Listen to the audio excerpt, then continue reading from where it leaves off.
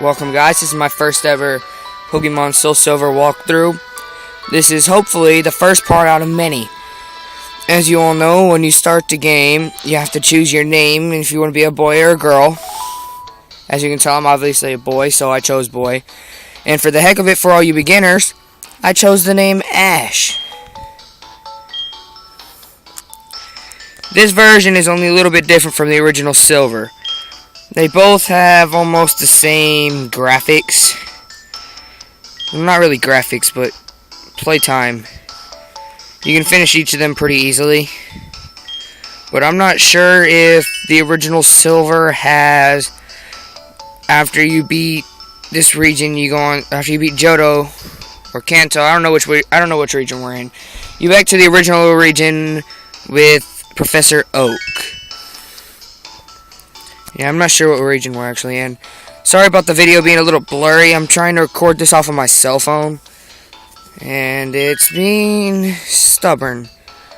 If my mom would just hurry up and stop talking to me, I could get all this boring crap done with. There. I'm off to start my adventure. Dang it! Stupid metal! Why don't you ever move out of my way? Oh boy, here comes trouble. Honestly, that girl right there, she is nothing but trouble. She always wants you to do something. Never wants you to do what you want to do. As you can see, if you try to leave town without going to visit Professor Elm, this little snob-nosed girl runs up to you and asks you, what do you think you're doing? Well, if I could actually speak through the game, I'd tell her I'm leaving, but it doesn't work like that. So, as you all can tell, I'm going to make this video sweet and simple. The few beginning steps. After we choose the first Pokemon, I'll call this video quits and go on to the next. Hopefully this video will be posted tonight, but if not, you'll always be able to view it on YouTube.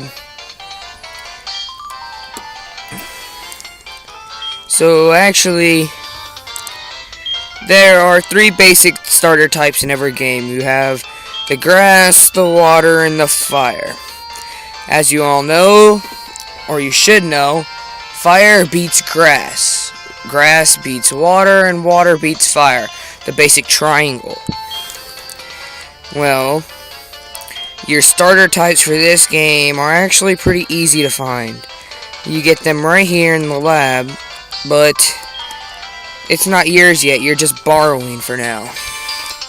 I think this whole borrowing thing's kind of stupid.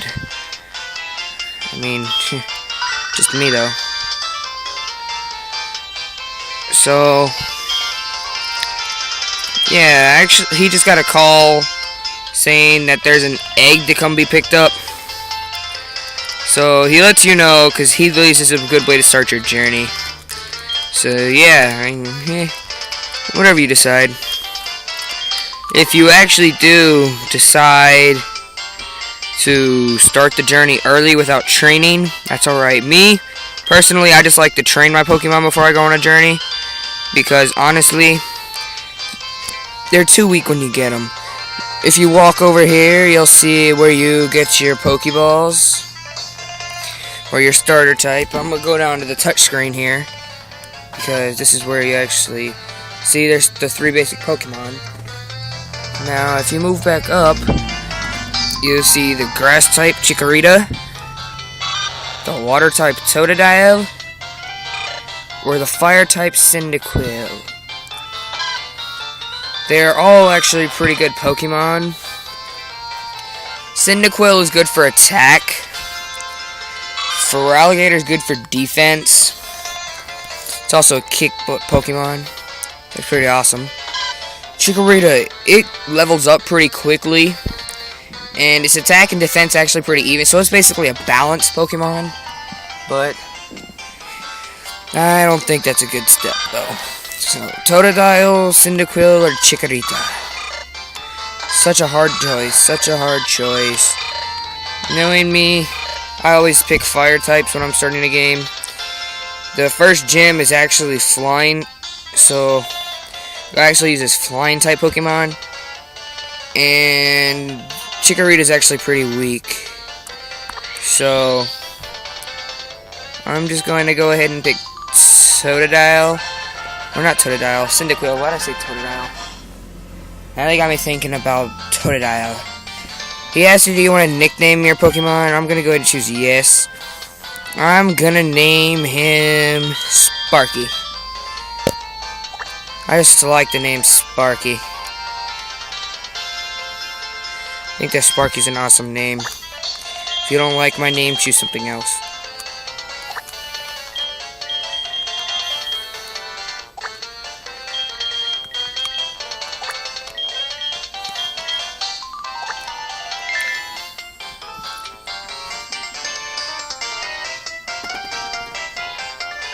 Alright, I successfully nicknamed him. And so forth. I will agree to the name Sparky.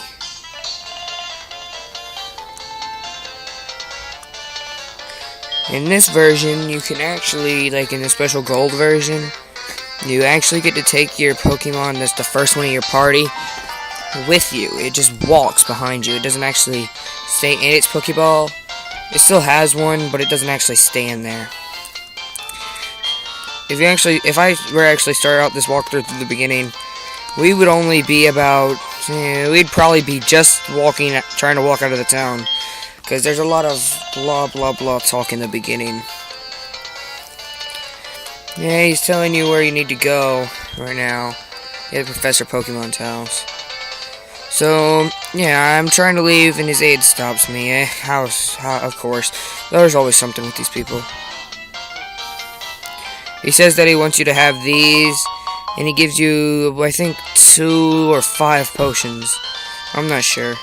I don't really keep track of this stuff. All I know is how to use it. And how to use it and what they are. As you know, many of the walkthroughs that are created were made on the computer. But as you can see, mine is clearly on a Nintendo DS.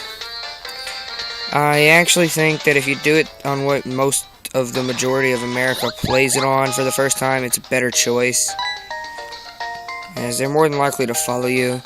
Computer versions are just easier. I don't believe in that. And if you can't do it the hard way, then you shouldn't play Pokemon at all.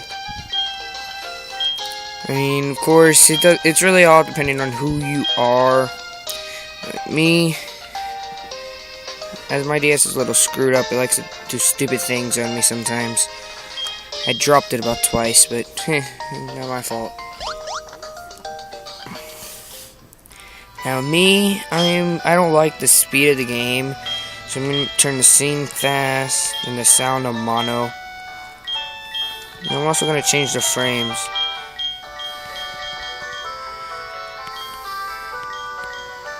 I like this one. These are just basic beginner things for me. I mean, after I get right about here, she tries saying stuff to me. This is why I really get mad. Then she makes us go get our Pokegear. So once I get the Pokegear and exit out of the town, I'll call it quits for this one.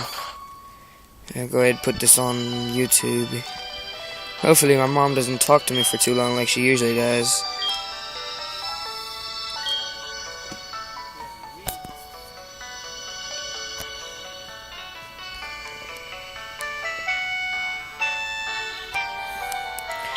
Yeah, so I mean, if you basically just sit here and listen, I was trying to find a better angle so for the best quality during my game, because as you can see, it's not very good. You can't really read everything. But she just gives you your Pokegear, and she asks you if you remember how to make a phone call. All you do is you actually select the Pokegear, hit the telephone, and pick the person that you want to call and select call. It's not that hard, but you have to have their number. When you actually start your journey for the first time, you should have your mom's number, Professor Oaks, Professor Elm, and I believe that's it. Now, I'm gonna walk over here, back up to this area. You see that little redhead kid right there? That little jerk. Well, he's actually your rival, believe it or not. You actually get to pick his name, so I'm gonna go ahead and make him Gary as a normal guy thing. Because, I mean, I'm trying to follow the normal things of Pokemon. I don't know if this is actually gonna be pretty good, but yeah, Elm, he just stopped me and gives you his number, so that's 2 numbers out of the way. And no, they can call you, but you can also call them. I mean, it works both ways. I just think it's easier to not call anybody, but it's just me. Most of the time, they don't have anything to say but crap anyway. So, yep, we're out of the town on the Route 29, and I'm gonna call it quits for now. So, good luck. I'll start up my next video from right here. I'll be training a little bit though, so my Cyndaquil won't be level 5. Hopefully, it'll be level 7. Well, this is it for this video, and